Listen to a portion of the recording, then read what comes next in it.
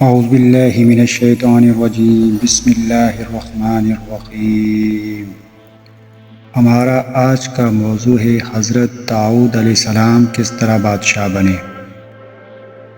جب طالوت بنی اسرائیل کے بادشاہ بن گئے تو آپ نے بنی اسرائیل کو جہاد کے لیے تیار کیا اور ایک کافر بادشاہ جالوت سے جنگ کرنے کے لیے اپنی فوج کو لے کر میدان جنگ میں نکلے۔ جالوت بہت ہی قد آور اور نہایت ہی طاقتور بادشاہ تھا۔ وہ اپنے سر پر لوہے کی ٹوپی پہنتا تھا۔ جب دونوں فوجیں میدان جنگ میں لڑائی کے لیے صف آرائی کر چکیں تو حضرت طالوت نے اپنے لشکر میں یہ اعلان فرما دیا کہ جو شخص جالوت کو قتل کرے گا میں اپنی شہزادی کا نکاح اس کے ساتھ کر دوں گا، اپنی آدھی سلطنت بھی اس کو عطا کر دوں گا۔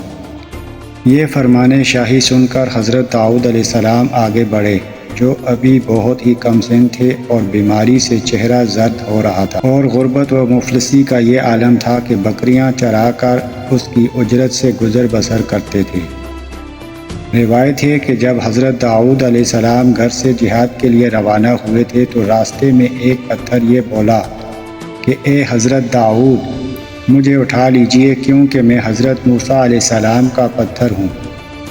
پھر دوسرے پتھر نے آپ کو پکارا کہ اے حضرت داؤد، مجھے اٹھا لیجئے کیونکہ میں حضرت ہارون علیہ السلام کا پتھر ہوں۔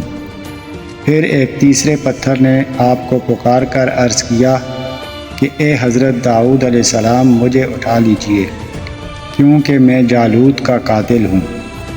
آپ علیہ السلام نے ان تینوں پتھروں کو اٹھا کر اپنے جھولے میں رکھ لیا۔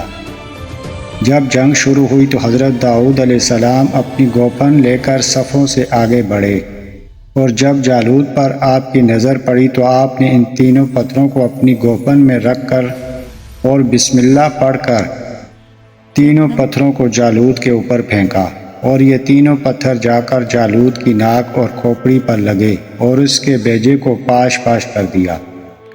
پھر حضرت داؤد علیہ السلام نے جالوت کی لاش کو گھسیٹتے ہوئے لا کر اپنے بادشاہ حضرت طالوت کے قدموں میں ڈال دیا۔ اس پر حضرت طالوت اور بنی اسرائیل بے حد خوش ہوئے۔ جالوت کے قتل ہو جانے سے اس کا لشکر بھاگ نکلا اور حضرت طالوت کو فتح مبین ہو گئی، اور اپنے اعلان کے مطابق حضرت طالوت نے حضرت داؤد علیہ السلام کے ساتھ اپنی لڑکی کا نکاح کر دیا اور اپنی آدھی سلطنت کا ان کو سلطان بنا دیا۔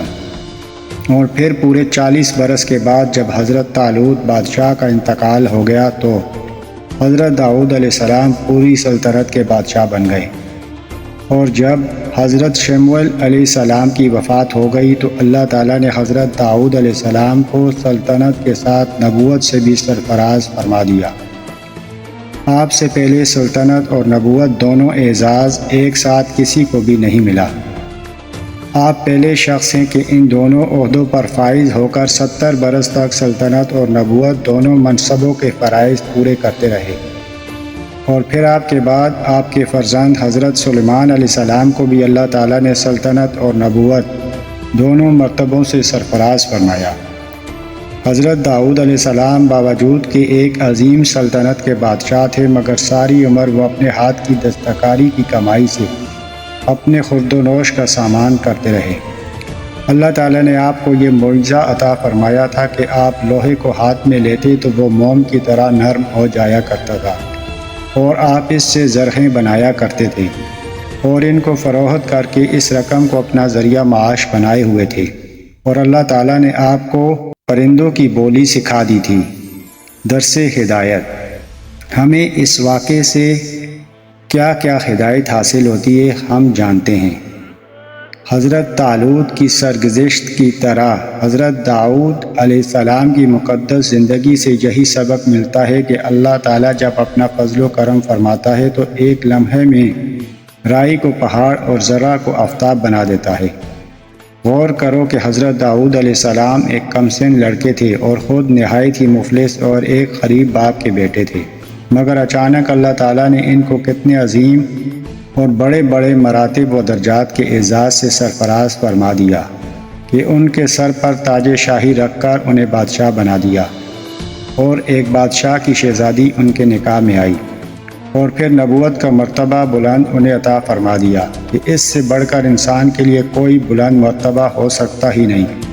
پھر اللہ تعالیٰ کی قدرت قاہرہ کا جلوہ دیکھو کہ جالوت جیسے جابر اور طاقتور بادشاہ کا قاتل حضرت داؤد علیہ السلام کو بنا دیا، جو ایک کمسن لڑکے اور بیمار تھے، اور وہ بھی ان کے تعین پتھروں سے قتل ہوا، حالانکہ جالوت کے سامنے ان چھوٹے چھوٹے 3 پتھروں کی کیا حقیقت تھی، جبکہ وہ 300 رطل وزن کی فولادی ٹوپی پہنے ہوئے تھا۔